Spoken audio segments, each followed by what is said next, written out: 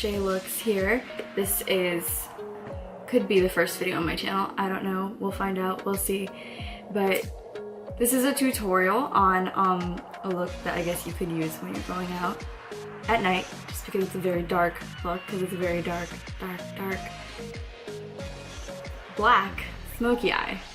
Very dark. And in this look right now, we'll zoom in.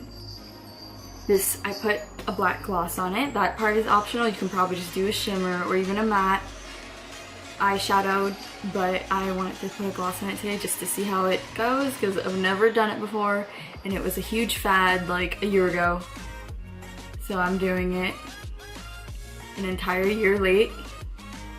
Why not? This video is also going to give you a little insight in how to do this nice textured look with my grown out pixie, because that's what I'm doing. I'm growing out a pixie. I'm trying to grow my hair long again. It's an adventure.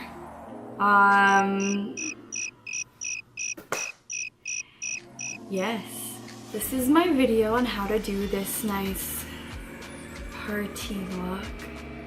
Is that what we would call it? Is it a party look? I don't know.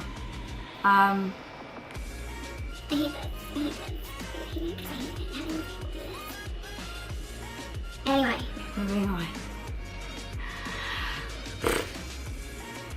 So I hope you guys enjoy my tutorial on this nice little party look that'll make you look like you're going out on the town for the night. But yeah. So the first step is priming your lids with an eyeshadow primer. Pretty self-explanatory. And the step I do after that is actually pretty optional, but I take a pencil eyeliner and I outline my shape that I want for the smoky eyeshadow. It helps me keep it within the color, and it actually helps the color look a little bit darker too in the end. Next would be putting some black eyeshadow, of course, over the outline that I just did. First, use kind of like an soft black. Next would be the dark brown eyeshadow. I kind of put that in my crease and I use it to blend the dark up without bringing the black too high. Then I have to go back in and redarken the black, because as you know, when you blend, you kind of need to do that over and over again.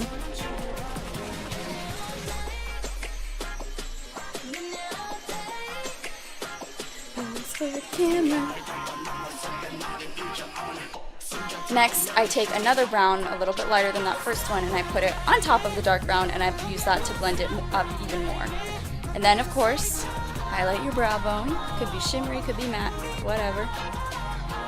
And then you can repeat those same exact steps on your lower lash line, but on a much smaller scale.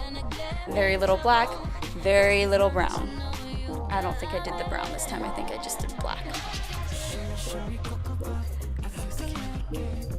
And then wipe away fallout, of course. Now here, this is where you would line your waterline, but I, of course, didn't have my eyeliner with me, so I used eyeshadow. Okay, so next is when I apply the foundation. Now for eyeshadow looks like this, where it's kind of smoked out, I always apply my foundation after, because it's guaranteed you have fallout, and fallout will stick to your face a lot easier once you have your foundation on. So I went ahead and applied it after. And sorry about the lighting change, pretty sure that happens quite a few times within this tutorial.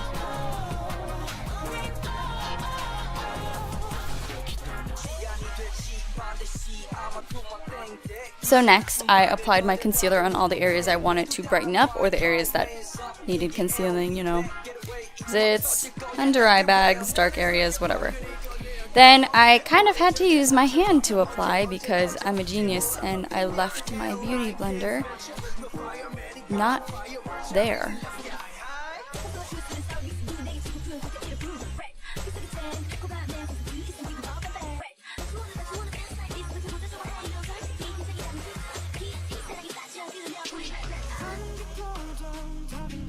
Do a little jig, party out.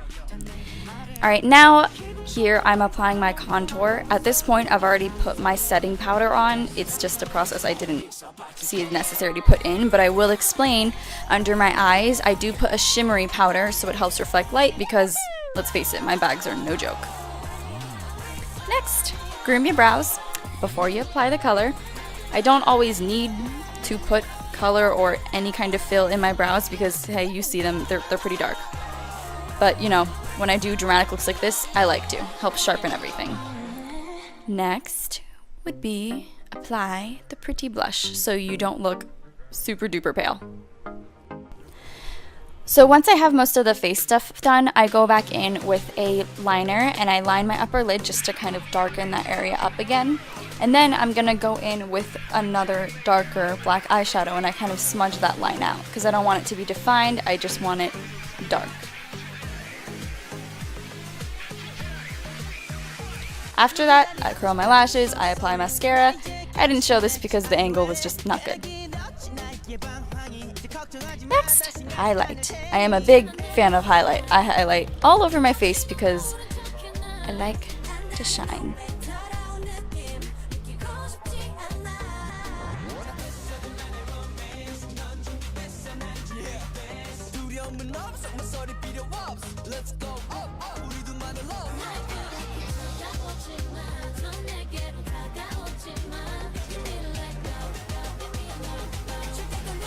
So next is the hair. This part is pretty self-explanatory. You can see what I'm doing, why I'm doing it. I'm just doing it to kind of re-smooth out my hair because it was kind of sticking up in directions it didn't need to be.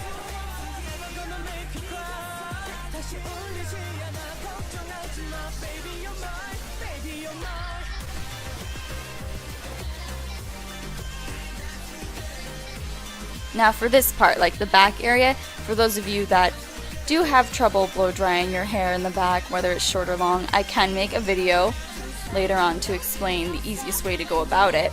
It kind of is something that just takes practice. You gotta learn how to hold the brush. Once you do that, it's pretty easy.